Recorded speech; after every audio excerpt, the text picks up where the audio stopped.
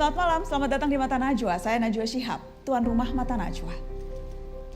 Ibarat sebuah pertandingan sepak bola yang seru, proses pemilu seperti masuk perpanjangan waktu. Babak yang utama memang baru saja berlalu, keseruan tanpa ujung yang masih menggebu. Selama sang wasit belum meniup peliut panjang, satu sama lain masih akan terjang-menerjang. Pekak telinga kita oleh retorika permusuhan yang berkobar di tengah gempita klaim kemenangan. Begitu banyak momen untuk mengambil jeda, tidakkah capek terus-menerus menepuk dada? Inilah Mata Najwa, laga usai Pilpres.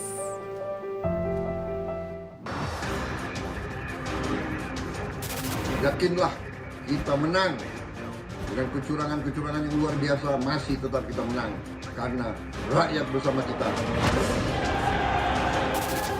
Sebetulnya mekanisme itu kan sudah ada. Kalau ada yang curang, mekanismenya laporkan ke Bawaslu.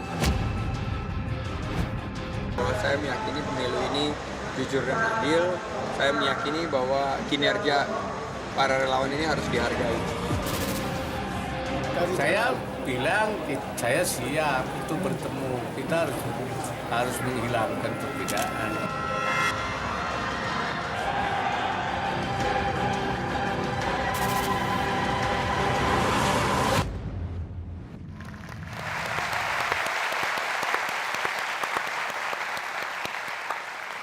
Ya, panas Pilpres tak kunjung usai, ada beragam isu usai pencoblosan yang menaikkan tensi politik. Malam ini kita lihat hingar-bingar politik dari sudut pandang dua politikus yang belakangan lekat dengan istilah debat tanpa baper. Bedanya sama kartu prakerja apa, Bang? Kalau kartu prakerja itu kan diberikan training. Ya, terus Kalau rumah siap kerja? Siap kerja juga diberikan training. Iya. Pernyataan Prabowo, Pak Jokowi tidak salah. Yang salah presiden-presiden sebelumnya. Nah kalau nggak salah ya nggak usah diganti dong. Indonesia first, bukan satu, dua. Indonesia first. First itu satu. Indonesia first artinya Indonesia yang paling utama. Ya itu satu.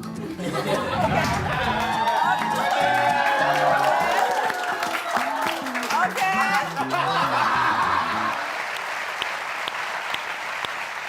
Ya. Dan bergabung di meja Mata Najwa, Adian Apitupulu dan Arief Puyono. Selamat malam, Bang Adian. Selamat malam, Mas Arief. Terima kasih sudah hadir di Mata Najwa. Saya ingin ke Bang Adian dulu, karena 2 hari belakangan ini rame ada video viral di media sosial. Ada Anda dan teman-teman melakukan hal yang kemudian jadi perbincangan banyak orang. Ini dia videonya yang viral itu, aksi Adian Apitupulu. Siapa presiden? Siapa presiden? Siapa presiden? Assalamualaikum, siap presiden. Ikut siapa presiden?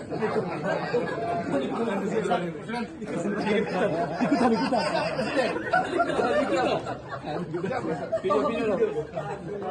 Siapa presiden? Siap presiden. Siap presiden. Siap presiden. Siap presiden.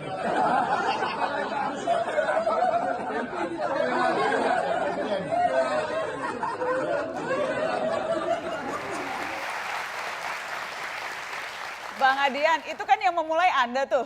Ya. Dari rombongan itu sesuatu yang direncanakan atau spontan dan maksudnya apa itu? Spontan, tidak ada maksud apa-apa selain menyatakan siap Pak Presiden. Karena tidak mungkin saya bilang siap Pak Joko, tidak mungkin saya bilang siap Pak Widodo. Kenapa? Dia presiden ya harus siap Pak Presiden dong. Itu apa pemicunya? Nggak ada pemicu apa? Nggak mau nyindir seseorang atau siapa gitu? Ya saya tidak bermaksud menyindir, kalau ada yang merasa tersindir ya saya tidak tahu ya. Tapi kalau misalnya kemudian saya bilang siap Pak Presiden, emang ada presiden yang tersindir? Kan nggak ada. Presiden cuma Joko Widodo kok. Mungkin ada yang merasa dirinya presiden dan tersindir, boleh saja. Harusnya yang merasa tersindir itu presiden aslinya dong. Tapi presiden aslinya saya tidak merasa tersindir, nggak kenapa sih kita harus merasa tersindir, itu benar kok. Apa salahnya dari ucapan seperti itu? Kalau saya ketemu dengan Bang Egy misalnya, saya akan bilang siap Bang Egy. Dan Bang Arief, siap Bang Arief. Dan Pak Presiden ya siap Pak Presiden. Kenapa harus pakai hormat, kemudian kata-kata siap sama persis, ya tidak sama persis, tapi sangat mirip dengan video yang beredar beberapa waktu sebelumnya yang ada sejumlah purnawirawan memberikan hormat dan siap presiden kepada Pak Prabowo Subianto. Lalu kalimatnya apa? Siap presiden. Ya memang kalimat lain apa yang pantas untuk presiden? Ya siap presiden. Jadi ini bukan sesuatu yang dimaksudkan untuk menyindir sebelah? Tidak ada maksud itu, secara khusus tidak ada, secara umum tidak ada. Tapi kalau ada yang tersinggung juga kita tidak melarang sih ya. Apa ada yang tersindir juga tidak nggak penting menurut kita menggunakan perasaan-perasaan yang terlalu berlebihan dalam situasi seperti ini. Harusnya yang tersinggung itu adalah presiden yang sekarang sedang menjabat ketika ada orang lain yang ngaku-ngaku presiden. Harusnya yang tersinggung presiden yang Ada yang ngaku-ngaku presiden sekarang? Ya di video sebelumnya. Mas Arief? 100% saya nggak tersinggung. 100% tidak tersinggung? Karena saya tahu Pak Joko Widodo itu sekarang ya masih presiden sampai Oktober. Setelah Oktober sudah bukan lagi presiden. Ya. Jadi kenapa? Ya memang Mas Adian ini orang yang sangat sopan dan tahu bagaimana memanggil seseorang yang memiliki jabatan. Tidak memanggil nama. Sama kayak saya juga nggak pernah nyingkat namanya presiden. Saya selalu bilang Presiden Joko Widodo. Anda kalau memanggil Pak Prabowo apakah dengan sebutan tertentu juga? Presiden Prabowo dong. Anda memanggilnya? Presiden Prabowo. Jadi Presiden Prabowo. itu sejak lama Anda memanggil Pak Prabowo dengan istilah presiden? Kalau begitu nanti dilantik Oktober, saya akan panggil Presiden Prabowo dalam hal misalnya dalam hal tugas, ya, dalam hal. Oh jadi nanti, kalau sekarang belum dong? Sekarang udah menang kita jadi presiden, tinggal ditunggu dilantik. Oke. Jadi kalau tadi ada kata Bang Adian ada yang mengaku-ngaku presiden, Anda tidak merasa itu menyindir Pak Prabowo yang mengaku-ngaku? Enggak, kita belum mengaku, artinya kita nggak mengaku, tapi kita mengklaim kita menang. Dan Pak Prabowo terpilih sebagai presiden Oktober 2019 sampai Oktober 2024. Kalau hari ini masih presidennya Pak Joko Widodo. Jadi tepat Adian ngomong siap presiden. Gitu. Kan nggak mungkin kan? Tidak ada masalah memang. Nggak ada masalah. Iya tidak ada masalah. Yang saya sampaikan itu benar 100%. Bahwa kemudian Arief berharap nanti Oktober Presiden Prabowo dilantik, ya boleh saja itu tidak salah. Bahwa kemudian harapan itu tidak terwujud juga tidak salah. Enggak, maksudnya kan gini loh. Terwujud. Orang berharap boleh, tapi kalaupun tidak terwujud juga boleh-boleh saja. Nah kita kan sedang belajar bagaimana membangun politik yang dewasa. Artinya bahwa kalah menang itu biasa. Apalagi mereka sudah terbiasa kalah, tentu lebih biasa lagi. Jadi jangan terlalu cepat tersinggung tentunya. Loh, saya nggak tersinggung. Iya, kan dari tadi saya bilang 100% saya nggak tersinggung. Oke, tapi yang jelas mungkin saja yang dua politikus ini tidak baper, tidak tersinggung. Cuma efeknya di bawah ada yang seperti ini. Ketika akhirnya ramai pemasangan baliho dukungan terhadap Pak Prabowo yang kemudian berlanjut sampai seperti ini, kita lihat.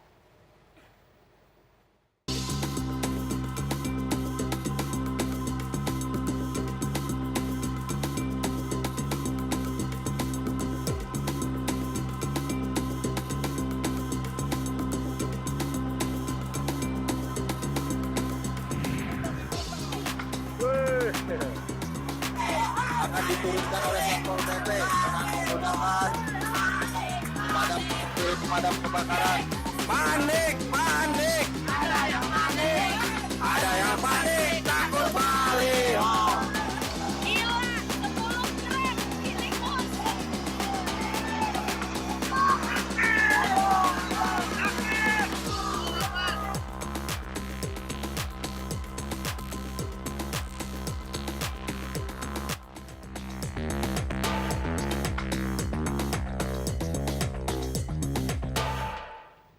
Ya, itu sempat ramai di Cilengsi dan sampai teman Anda, Mas Arief, Ya, Fadli.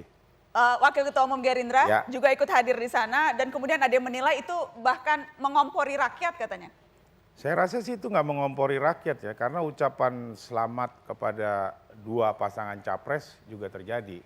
Artinya kemarin aja kan di istana banyak, di rumahnya Pak Joko Widodo di Solo juga banyak yang mengucapkan selamat terpilihnya Joko Widodo dengan Pak Maruf Amin.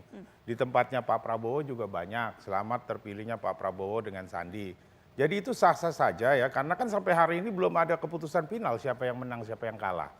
KPU kan hari ini masih terus menghitung walaupun dengan penuh kesalahan-kesalahan dan kecurangan-kecurangan oleh KPU. Ya, jadi dua-duanya inilah indahnya demokrasi. Ya, saya harap. Anda tidak khawatir itu membawa imbas atau efek ke akar rumput? Saya rasa enggak ya, makanya kita enggak butuh rekonsiliasi. Yang ditiup-tiupkan sama grupnya Mas Adian untuk rekonsiliasi untuk apa? Orang nggak ada keributan. 2014 saja fine-fine aja kan semua. Mas Adian? Rekonsiliasi. Kita tuh pemenang. Kalau pemenang merangkul yang kalah itu sudah kewajiban. Tidak bisa dikatakan itu rekonsiliasi. Karena itu kita nggak mau rekonsiliasi, karena kita yang menang, gimana kita diajak rekonsiliasi. Ya. Apalagi sekarang kan aneh. Udah tanya menteri ini loh, orang kita yang menang ya kita yang nyusun kabinet dong. Ya nggak apa-apa, kan gini, kalau misalnya kayak spanduk tadi ya. Spanduk tadi berefek tidak menurut Anda? Itu bunga-bunga demokrasi saja atau dikhawatirkan memang akan membawa efek yang lebih Kalau panjang? secara hukum kita bisa kaji, ada kajiannya segala macam. Tapi saya tidak mau bicara secara hukum. Jadi saya bicara begini loh.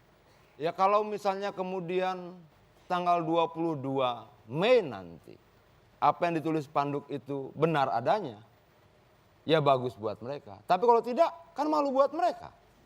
Makanya menurut saya, supaya tidak malu nanti, lebih baik kita tunggu tanggal 22 Mei. Sehingga ketika kemudian ternyata kalah pun tidak malu, tidak sempat pasang spanduk. Kan yang repot kalau kemudian ternyata berbeda apa isi spanduk dan apa isi keputusan KPU. Nah menurut saya, kenapa sih tidak bisa kita bersabar diri sedikit lagi? Kenapa sih semua harus dilakukan secara tergesa-gesa? Kenapa sih semuanya seolah-olah ingin melakukan klaim-klaim sepihak terus-menerus? Tunggu saja dulu. Tinggal beberapa hari lagi kok. Kan kita sudah bersepakat KPU menjadi penyelenggara, ada wasitnya, Bawaslu, Panwaslu dan sebagainya. Ada 33 negara yang ikut memantau pemilu kemarin. Ada lebih dari 11 lembaga pemantau independen dari berbagai negara lain. Dan ada 51 pemantau independen dari dalam negeri sendiri. Sudah sangat luar biasa. Dari pihak 02 itu paling tidak ada 800.000 dikali 5 orang saksinya, 4 juta saksinya. Sangat banyak. Artinya kita biarkan saja kemudian sekarang KPU menyelesaikan pekerjaannya. Mas Arief? Ya kan tadi saya nanti bilang. ditanggapi setelah pariwara. Oke. Kita harus break dulu, tetap di Mata Najwa, kami kembali sesaat lagi.